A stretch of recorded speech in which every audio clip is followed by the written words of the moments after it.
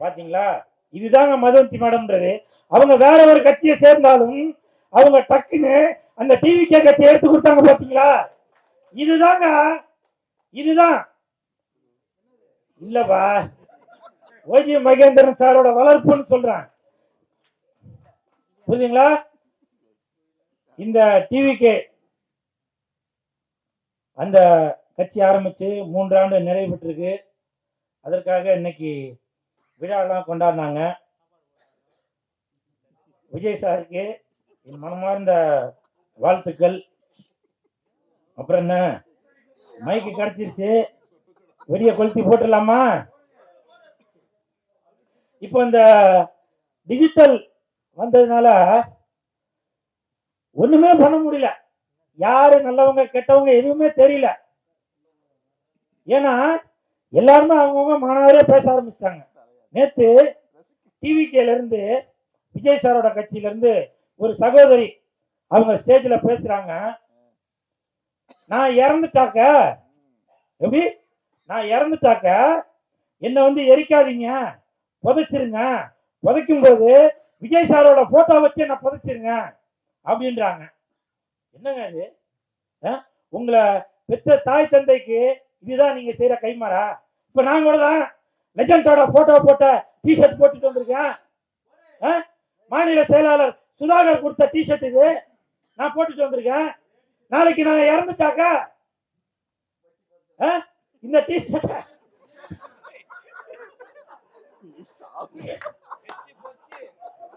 பாலா, நீ ஒரு 10 நிமிஷம் வெளியில இருக்கியா, கண்டென்ட்ட கெடுக்கிறதுல இருக்கிறீங்க சார். படத்தை பத்தி தான் சார் சொல்றேன் சார். நான் இறந்துட்டா கூட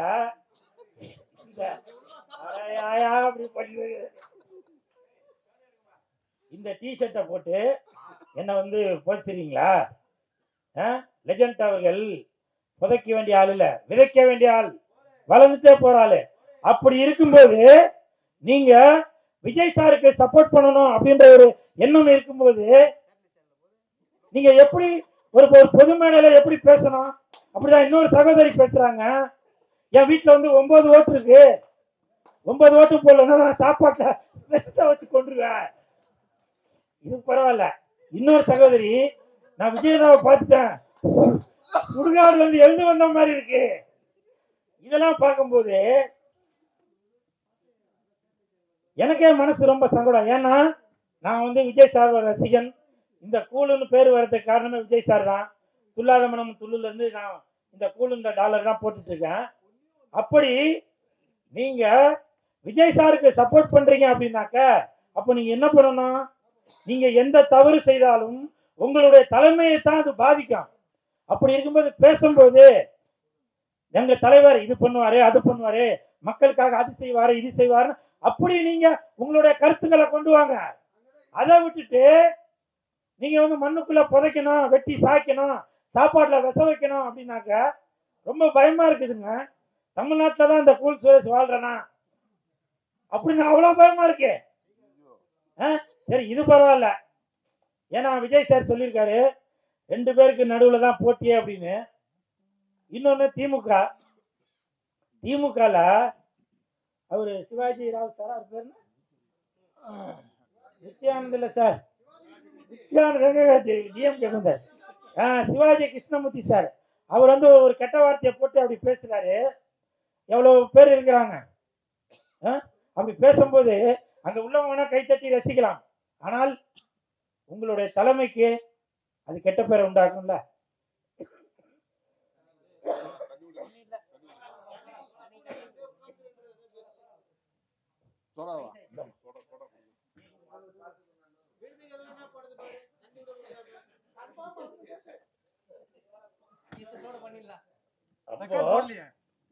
நீங்க பேசுறது அந்த தலைமையில் உள்ளவங்களுக்கு அது கெட்ட பேர் உண்டாக்கும்ல. நிறைய பேர் இங்க நான் பேசுறத சிரிச்சு என்ன டைவர்ட் பண்ணிட்டாங்க. ஆனா இது சிரிக்க வேண்டிய விஷயம் இல்ல, சிந்திக்க வேண்டிய விஷயம்.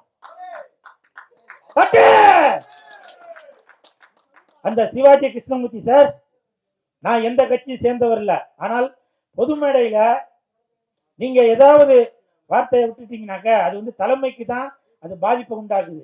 அதை நான் இந்த லாஸ்ட் நைட் படத்துல நான் வந்து இந்த ஆடியோ ரிலீஸ் ஃபங்க்ஷன்ல இதை நான் வந்து உறுதிப்படுத்தணும் அப்படின்றதுக்காக சொல்ல வரேன். நீங்க செய்யற தவறு உங்க தலைமையை பாதிக்காத மாதிரி பாருங்க. அதே மாதிரி சாட்டை துரைமுருகன் அவர்கள் அவரும் அப்படித்தான். அவர் பாட்டுக்கா பேசிட்டு போறாரு. தம்பி சாட்டை துரைமுருகன் அவர்களே, என் உடன்பிறவா சகோதரன் அவர்களே, நீங்க அண்ணன் சீமான் அவர்களே சொல்லியிருக்காங்க, நமக்கும் தம்பி விஜய் அவர்களுக்கும் எந்த ஒரு கருத்து வேறுபாடும் இல்லை, அதை விட்டுருவோம், இனிமேல் மக்களுக்காக என்ன செய்யலாம் அதுல நம்ம கான்சன்ட்ரேட் பண்ணுவோம் அப்படின்னு சொல்லிட்டாரு. அதனால தயவு செஞ்சு தலைமை என்ன சொல்றாங்களோ அதை கடைபிடிங்க. உங்களுடைய தலைவர் முதலமைச்சர் ஆகணும் அப்படின்னு நினைக்கிறீங்கல்ல, அப்ப அதற்காக நீங்க என்ன பாடுபடணுமோ அதை செய்யுங்க. அதை விட்டுட்டு அடுத்தவங்களை திட்டதுனால ஓட்டு விழுந்துரும் அப்படின்னு நினைக்காதீங்க. உங்களுடைய தலைவர் மக்களுக்கு என்ன செய்ய போறாங்க, என்ன நன்மைகள் செய்ய போறாங்க, நீங்க அவங்களுக்கு எவ்வளவு ஓட்டு வாங்கி தர போறீங்க அப்படின்றத பத்தி சொல்லுங்க. இப்படி இருக்கும்போது தமிழ்நாட்டில் வாழணுமா அப்படின்னு எனக்கே ரொம்ப ஒரு அச்சமா இருக்கு. 6 வயசு 7 வயசு தாங்க இருக்கும். ஒரு சின்ன பையன் அந்த தம்பி மைக் எடுத்துட்டு பொதுமக்கள்கிட்ட போய் மைக் எடுத்து பண்ணிட்டான். கையில 4 போட்டோ வச்சுட்டு, எடப்பாடி ஐயா, முதலமைச்சர் மு.க. ஸ்டாலின் ஐயா, சீமான் அண்ணன், விஜய் சார், இவங்க போட்டோ காமிச்சு இதுக்கு நீங்க யாருக்கு ஓட்டு போட போறீங்க? இவ்வளவு கேவலமாக ஆயிப்போச்சு. அந்த தம்பிக்கு 6வது படிக்கிற தம்பிக்கு மூக்கு சிந்தா கூட தெரியாது. அவன் கையில ஒரு மைக்க கொடுத்து அரசியல வந்து இதுல நீங்க யாருக்கு ஓட்டு போட போற சொல்றீங்களா? இது சின்ன பிள்ளைத்தனமா இல்லையா? வெளிநாட்டுக்காரங்க நம்மளை பார்த்து என்ன நினைப்பாங்க? இந்தியனா இருக்கும்போது பெருமைப்படணும்னு நினைக்கிறாங்க. இப்படி சோசியல் மீடியா வந்ததுனால இவ்வளவு ஒரு தரங்கட்டா இருக்கிறது. நானே சில நேரத்துல யோசிப்பேன், அப்ப நம்ம தமிழ்நாட்டில் தான் இருக்கணுமா? சிங்கப்பூர் மாதிரி ஆக்க போற பாண்டிச்சேரி. சுரேஷ் சொல்றது வந்து அரசியல் சரியா தெரியல. சிவாஜி சாட்டை போட எல்லாமே கூலிக்கு மாரடிக்கிறவங்க. காரணம் கேட்டால் அவங்கெல்லாம் வந்து எங்கே மீட்டிங் போட்டாலும் காசு வாங்கிட்டு பேசுகிறவங்க. தயவு செய்து அவங்களோட பொழப்பு அதுதான். அதனால விட்டுங்க, அரசியல் வேண்டாம், சினிமா பற்றி பேசுங்க. எல்லா அரசியலும் நான் கரைச்சி குடிச்சு வந்தேன். அதனால எல்லாருக்குமே காசு கொடுத்தா மட்டும் தான் பேசுவாங்க. இப்போ கூல் சுரேஷ் வந்து சினிமா பற்றி போய் பேசுவாங்க. அந்த கூலிக்கு மாரடிக்கிறேன்னு சொன்னா அதெல்லாம் என் கருத்து இல்லைப்பா, அவரு என் கூட சேர்த்து போட்டாதீங்க, சரியா? அதே மாதிரி இப்படியெல்லாம் தமிழ்நாட்டில் ஒரு அரசியல் நடக்கும்போது நான் தமிழ்நாட்டில் தான் வாழணுமா அப்படின்னு எனக்கே ஒரு யோசனை வருது. பாண்டிச்சேரியில இது லாஸ்ட் நைட் இந்த படத்தோட பிரஸ் மீட்ல இதை நான் கண்டிப்பா சொல்லி ஆகணும். பாண்டிச்சேரிய சிங்கப்பூர் மாதிரி ஆக்கி காட்டுறேன் அப்படின்னு லட்சிய ஜனநாயக கட்சி திரு சார்லஸ் மார்டின் அவர்கள் சொல்லியிருக்காங்க. சிங்கப்பூர் மாதிரி நான் வந்து பாண்டிச்சேரியை ஆக்கி காட்டுறேன் அப்படின்னு. அப்ப எனக்கே ஒரு யோசனை தோணுச்சு, தமிழ்நாட்டில் இவ்வளவு வேற்றுமைகள் இருக்கும்போது பாண்டிச்சேரி சிங்கப்பூர் மாதிரி மாற்றி காட்டுறேன் அப்படின்னு லட்சிய ஜனநாயக கட்சியோட தலைவர் சொல்றாரு, நம்ம பேசாம பாண்டிச்சேரிக்கே நம்மளோட ஆதார் கார்டெல்லாம் மாத்திடலாமா அப்படின்னு. தயவு செய்து அரசியல் சம்பந்தமாக பேசுறவங்க உங்களுடைய கட்சி தலைமை என்ன சொல்லுதோ அதை சரியாக பேசுங்க. ஏன்னா நீங்க பேசுவது உங்கள் கட்சி தலைமைக்கு அவப்பெயரை உண்டாக்க கூடாது அப்படின்றதுக்காக அந்த கருத்தை நான் சொல்றேன். மறுபடியும் சொல்றேன், கூலிக்கு மாரடிக்கிறவன் சொன்னது நான் இல்ல, அவரு. இங்கிலீஷ்ல எழுதி இருக்கிறதுனால எனக்கு படிக்க தெரியல. அப்ப நான் பிஆர்ஓ கிட்ட தான் கேட்டேன், சார் இங்கிலீஷ்ல பேர் போட்டிருக்கேன் சார், இங்கிலீஷ் படமா அப்படின்னா. இல்லை சார் இது தமிழ் படம் தான், ஆனால் இங்கிலீஷ் டைட்டில் மாதிரி இருக்கு அப்படின்னு சொல்லி சொன்னார். படம் பேர் என்ன அப்படின்னு கேட்டால் ஃபர்ஸ்ட் நைட்டுன்ட்ட. சார் என்ன சார் ஃபர்ஸ்ட் நைட்டுன்னு ஒரு படமா? சார் ஃபர்ஸ்ட் இல்லை சார், லாஸ்ட் நைட். அந்த நேரம் அவர் சிக்னல் சரியாக கிடைக்கல போல. அப்போ தான் எனக்கு அவரோட ஃபீலிங் தெரிஞ்சுது. ஓ சார் வந்து ஏதோ ஒரு பாதிக்கப்பட்டிருக்காரு போல அப்படின்னு. அதுக்கப்புறம் நான் மறுபடியும் கேட்டேன், சார் சரியா காதில் கேட்கல சார் அப்படின்னு. அப்போ அவர் சொன்னார் லாஸ்ட் நைட் அப்படின்னாரு. நல்ல வேலை நான் எதுவும், ஏன்னா இப்போ நிறையா பேர் கூல் சுரேஷ் வந்து வேற மாதிரி எல்லாம் இது பண்ணிட்டு இருக்கீங்கல்ல, அதனால நான் எதுவும் ஃபர்ஸ்ட் நைட்டுக்கு இதுக்கு வந்திருக்கேன் போல அப்படின்னு எதுவும் தவறாக எதுவும் ப்ரொமோட் பண்ணிடக்கூடாதுன்றதுக்காக நான் படத்தோட பேர் கேட்டேன். அப்போ லாஸ்ட் நைட், அதாவது இழந்த இரவுகள் அப்படின்னு தான் அதுக்கு அர்த்தம்னு நினைக்கிறேன். இந்த படத்தோட இயக்குனர் சோனு. சோனு நீங்கள் கிட்ட வாங்கப்பா, கிட்ட வாங்க. சோனு அவர்கள் வந்து இப்போ பேசும்போது ரொம்ப ஃபீல் பண்ணி சொன்னார். நீங்கள் கவலைப்படாதீங்க, சோனுன்னு ஹிந்தியில் ஒரு நடிகர் இருக்கார் தெரியுமா, சோனு சூட்டு. அவர் மிகப்பெரிய நடிகர், மிகப்பெரிய சமூக சேவையெல்லாம் செய்துட்டு வர்றாரு. அந்த மாதிரி நீங்களும் மிகப்பெரிய இடத்துக்கு வருவீங்க. சரிங்களா? ஒரு கிளாப் கொடுங்களாம்பா. சரிங்களா? கண்டிப்பாக உங்கள் அப்பா நினைச்ச மாதிரி நீங்கள் ஒரு மிகப்பெரிய இயக்குனராக வருவீங்க, கதாநாயகனாக வருவீங்க. ஓகே, வாழ்த்துக்கள் வாழ்த்துக்கள். அதே மாதிரி இங்கே உள்ளே வந்தவொன்னே சொன்னார், சார் கூல் சுரேஷ் சார், இந்த லாஸ்ட் நைட் அந்த படத்தோட செகண்ட் பார்ட்டில் நீங்கள் தான் சார் ஹீரோ அப்படின்னு வெளியில் வந்தவொடனே சொல்லிட்டாரு. எனக்கு வந்து ரொம்ப சந்தோஷமாக இருந்துச்சு. இதுக்கு ஒரு கிளாப் பண்ணலாமா? வயிற்றுச்சல் இருக்கிற மாதிரி இருக்க. ஸோ அதனால் கண்டிப்பாக இந்த படம் மிகப்பெரிய ஹிட் ஆகிறதுக்கு நான் உங்களுக்கு சப்போர்ட் பண்ணிட்டு தான் இருப்பேன். இன்னொரு முக்கியமான விஷயம் என்ன தெரியுங்களா? இந்த டீம் வந்து மலையாள டீம் சொல்லிட்டு இருக்காங்க. உண்மையிலேங்க மலையாள காற்று எல்லாம் இப்போ இங்கே தமிழ்நாட்டில் தான் அடிச்சிட்டு இருக்கு. தலைவர் தம்பி தலைமையில்ன்ற படம் மிகப்பெரிய ஹிட். அந்த படத்துக்கு நேற்று முந்தானாலோ லீலா பேலஸ்ல பேச கம்மி பண்ணுங்கப்பா, மிகப்பெரிய ஹிட் ஆகி நேற்று முந்தானாலோ லீலா பேலஸ்ல ஃபுல்லா அப்படி நல்லா அப்படி அப்படி அப்படிலாம் அப்படி இருந்திருக்காங்க. அதே மாதிரி இந்த படத்துக்கும் தம்பி வெற்றி விழாவை நீ லீலா பேலஸ்ல வைக்கிற.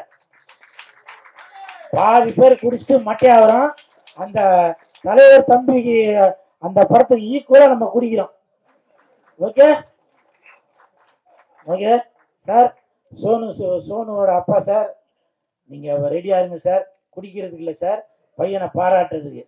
சரிங்களா? மிகப்பெரிய ஹிட் ஆகும். அதே மாதிரி மஞ்சுமல் பாய்ஸ், அதுவும் மிகப்பெரிய ஹிட்டு. அதெல்லாம் கோடிக்கணக்கில் பணத்தை வாரி கொடுத்த படம். அது செகண்ட் பார்ட்டு கூட எடுத்துட்டு இருக்காங்க.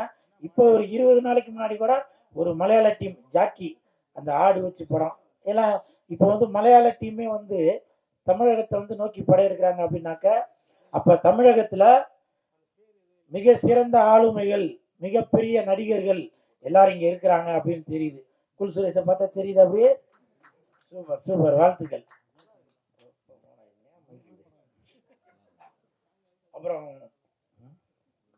அப்புறம் இந்த நிகழ்ச்சிக்கு சிறப்பு விருந்தினராக வந்திருக்கும் என் மதிப்பிற்கும் மரியாதைக்கும் உரிய திரு அன்பு செல்வன் சார், வாழ்த்த வயதிலே வணங்குகிறேன் சார். நான் சும்மா பெருமைக்காக சொல்ல, மேடைக்காக சொல்ல, உண்மையிலேயே என் தாய் தந்தைக்கு பிறகு என்னை வந்து இப்ப வரைக்கும் அவரோட குரூப்ல சிறுபட தயாரிப்பாளர் சங்கத்துல என் மீது ஒரு அக்கறை வச்சு டெய்லி ஒரு மெசேஜ் போட்டுட்டே இருக்காரு. இந்த படத்துக்கு ஹீரோவா கூல் சுரேஷை போடுங்கப்பா, இந்த படத்துக்கு இந்த கேரக்டருக்கு கூல் சுரேஷை போடுங்கப்பா. உண்மைதானே சார்? நான் சில மெசேஜ் பார்க்காட்டியும் அந்த குரூப்ல உள்ளவங்களே அந்த மெசேஜ் வந்து எனக்கு ஃபார்வர்ட் பண்ணாங்க. கூல் சுரேஷை பயன்படுத்துங்க, இன்னைக்கு வந்து கூல் சுரேஷ் வந்து அவ்வளவு பிரபலமா இருக்கிறாரு, நீங்க வந்து ஒரு கோடு மட்டும் போட்டீங்கன்னா தேட்டர் வரைக்கும் ரோடு போடுவாரு அப்படின்னு.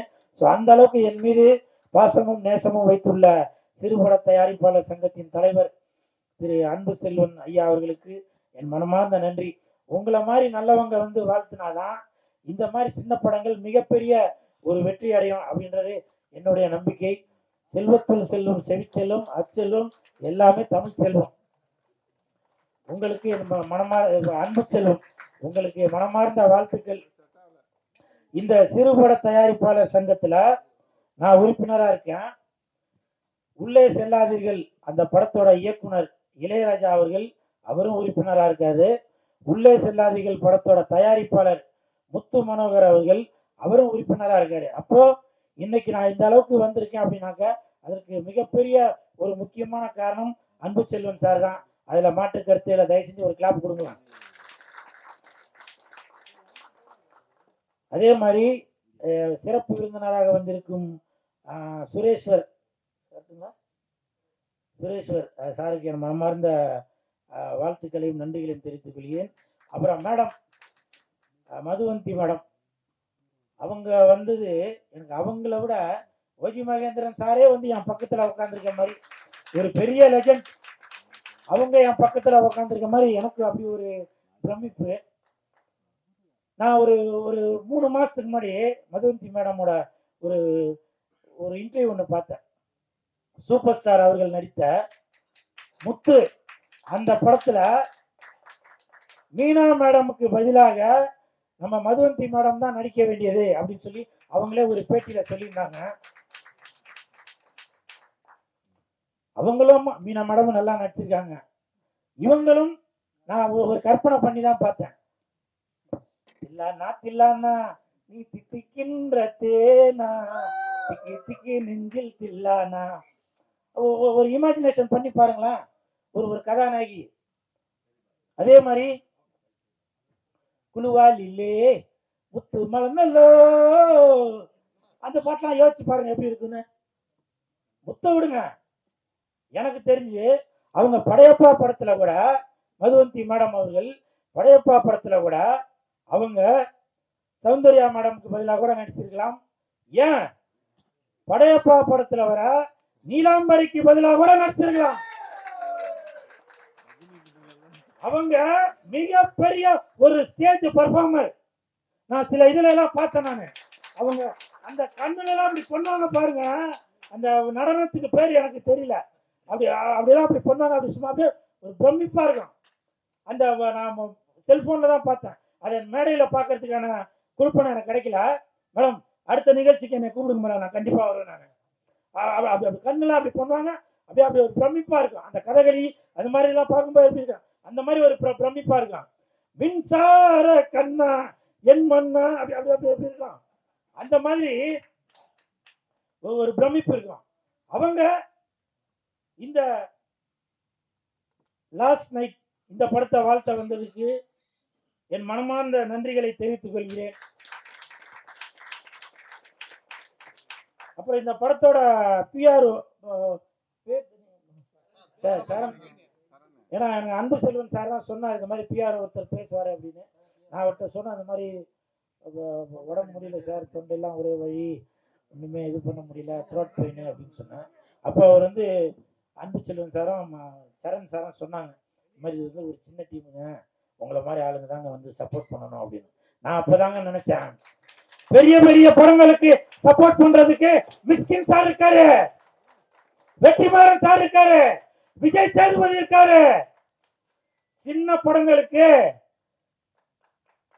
அன்பு செல்வம் சாருக்கு அந்த கூல் சுரேஷ் இருக்கா, மதுவந்தி மேடம் இருக்காங்க, சுரேஷ் இருக்காரு, கரண் இருக்காரு. என் பேரை மாத்தி சொன்ன இந்த தங்கச்சி இருக்கு. மூஞ்சிய காமிச்சு போவா, அந்த பொண்ணு மூஞ்சி காட்டுற அளவு. சரி,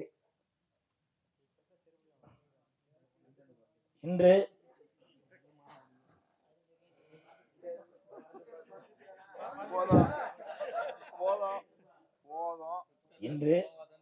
தாவேகா டிவிகேவோட மூன்றாம் ஆண்டு என்னதுவா